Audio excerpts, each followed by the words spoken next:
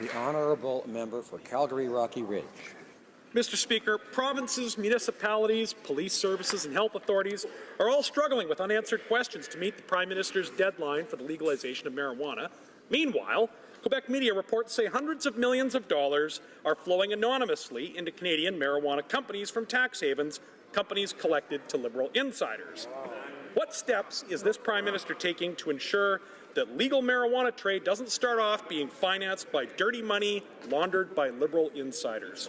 The Honourable Parliamentary Secretary. Mr. Speaker, I was very clear and I'll reiterate. Any individual or organization that has more than 25% interest will be subject to background checks, and that doesn't matter if it's Julian Fantino or any other individual.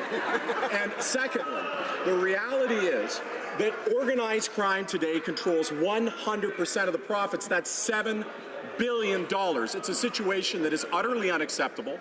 We have one of the worst records in the world. The previous tactics didn't work. We want to see 0% in the hands of organized crime. Honourable member for Calgary Rocky Ridge. Well, Mr. Speaker, yesterday the Prime Minister patted himself on the back for the money he claimed was going toward fighting offshore tax evasion.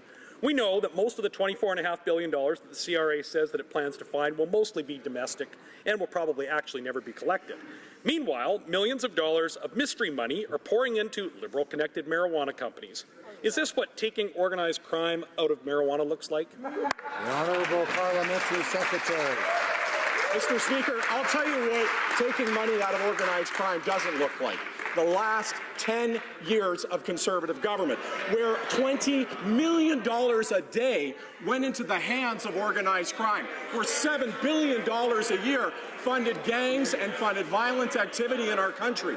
It is utterly unacceptable, and that's why Canadians voted for a new approach. We are utterly committed to following the example that we've seen in other jurisdictions where legalization has radically shrunk the amount of money going to organized crime. No numbers low enough for us, Mr. Speaker. We want zero.